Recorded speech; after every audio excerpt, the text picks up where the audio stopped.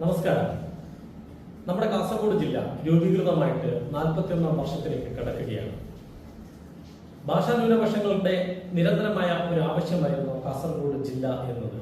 ഭാരതീയ ജനതാ പാർട്ടിയുടെ ഒരുപാട് നേതാക്കന്മാർ പോരാടി നേടിയെടുത്തതാണ് നമ്മുടെ ഈ സ്വന്തം ജില്ല. 40 വർഷം പിന്നിടുമ്പോഴും കാസർഗോഡ് ജില്ല ഏറ്റവും പിന്നോക്ക ജില്ലയായിട്ട് ഇന്നും തുടരുകയാണ്. 40 വർഷം പിന്നിടുമ്പോഴും ഈ കാസർഗോഡ് ജില്ല വികസനത്തിന്റെ കാര്യത്തിൽ ഏറ്റവും പുറകിലാണ് എന്ന് നമുക്ക് എല്ലാവർക്കും അറിയാം. ഉന്നത വിദ്യാഭ്യാസ സ്ഥാപനങ്ങൾ നമ്മുടെ കാസർഗോഡ് ജില്ലയിലില്ല. കേരള സർവകലാശാലയെ ഒഴിച്ചു നിർത്തിയാൽ മറ്റു ഉന്നത വിദ്യാഭ്യാസ സ്ഥാപനങ്ങൾക്ക് വേണ്ടി നമുക്ക് അയൽ ജില്ലകളെയും അയൽ സംസ്ഥാനങ്ങളെയും ഒക്കെ ആശ്രയിക്കേണ്ട ഗതികളിൽ നിന്നും ഒരു മാറ്റവുമില്ല. ആരോഗ്യ മേഖല ആകെപ്പാടെ തകർന്നു കിടക്കുകയാണ് കാസർഗോഡ് ജില്ലയിൽ. ഒരു മാറ്റവുമില്ല. ആരോഗ്യ മേഖലയിൽ വലിയൊരു വ്യത്യാസം കൊണ്ടുവരുമെന്ന് ഏറെ പ്രതീക്ഷയോട് കാസർഗോഡിലെ ജനങ്ങൾ കാത്തിരുന്ന മുക്കിനടുക്കിലെ മെഡിക്കൽ കോളേജ് 2013 തറക്കല്ലിട്ട് ശ്രീമാൻ ഉമ്മൻചാണ്ടി പോയതാണ്. ഇന്നും അവിടുത്തെ ആ കെട്ടിടം കാസർഗോഡ് ജില്ലയുടെ ജനതയെ നോക്കി കളിയാക്കുകയാണ്. അതുപോലെ തന്നെ 2010 മെയ് മാസം 22-ാം തീയതി സഖാവ് VS അച്യുതാനന്ദൻ മുഖ്യമന്ത്രിയായിരുന്നപ്പോൾ ചീമേനിയിലെ IT പാർക്കിനും തറക്കല്ലിട്ട് പോയി.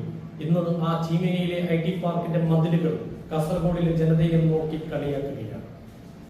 സംസ്ഥാന സർക്കാർ കാസർഗോഡ് ജില്ലയെ നിരന്തരമായി അവഗണിക്കുമ്പോൾ പോലും കഴിഞ്ഞ 11 വർഷക്കാലം നരേന്ദ്രമോദി സർക്കാർ രാജ്യത്ത് ഭരിക്കുമ്പോൾ കാസർഗോഡ് ജില്ലയുടെ വികസനത്തിന് വേണ്ടി കോടികളാണ് മാറ്റിവെച്ചിട്ടുള്ളത്.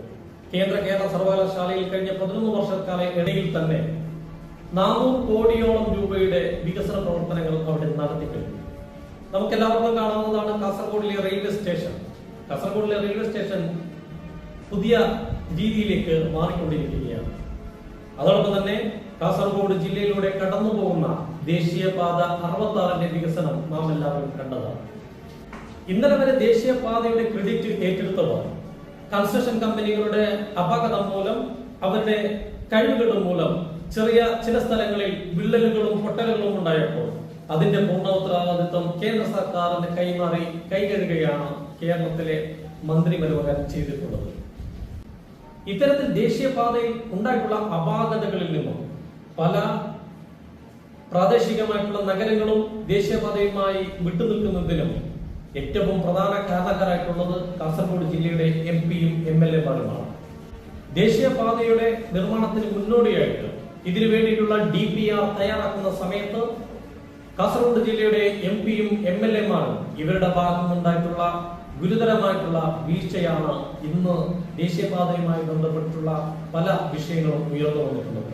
അന്ന് അവർ ഉത്തരവാദിത്തത്തോട് കൂടിയിട്ട് അവരുടെ പ്രവർത്തനം പൂർത്തീകരിച്ചിരുന്നുവെങ്കിൽ കാസർഗോഡ് ജില്ലയുടെ ജനതയ്ക്ക് അതുപോലെ തന്നെ ചെറിയ നഗരവുമായി ബന്ധപ്പെടുന്ന പ്രദേശങ്ങൾക്കും ഒക്കെ തന്നെ ഇത്തരത്തിലുള്ള ബുദ്ധിമുട്ടുകൾ ഉണ്ടാകുമായിരുന്നില്ല. ദേശീയപാതയുമായി ബന്ധപ്പെട്ട് നിലവിലുള്ള വിഷയങ്ങളും പ്രശ്നങ്ങളും ഉൾപ്പെടെയുള്ളത് ഒരിക്കലും ദേശീയപാത അതോറിറ്റി കൈവിടുകയില്ല. അതോടൊപ്പം തന്നെ ദേശീയ ജനാധിപത്യ മുന്നണി നേതൃത്വം കൊടുക്കുന്ന NDA ഗവൺമെന്റും ഇത്തരത്തിൽ ഏതൊക്കെ വിഷയമാണോ നേരിടുന്നത് ആ വിഷയത്തിലൊക്കെ തന്നെ കാര്യക്ഷമമായിട്ടുള്ള ഇടപെടലുകൾ നടത്തുമെന്ന പൂർണ്ണ വിശ്വാസമുണ്ട്. മാത്രമല്ല, ദേശീയപാത നിർമ്മാണവുമായി നടന്നിട്ടുള്ള കൺസ്ട്രക്ഷൻ കമ്പനികളെ അത്തരത്തിൽ അപാകത വരുത്തിയ കൺസ്ട്രക്ഷൻ കമ്പനികൾക്കെതിരെ ഉടനടി നടപടിയെടുത്ത് മാതൃകയായിട്ടുള്ള നിതിൻ ഗഡ്കരിജിയെ നമുക്ക് മാതൃകയാക്കാം. സഹോദരരെ, കാസർഗോഡ് ജില്ല 41 വർഷം പിന്നിടുമ്പോൾ നമ്മുടെ ജില്ലയ്ക്ക് മാറ്റം അനിവാര്യമാണ്.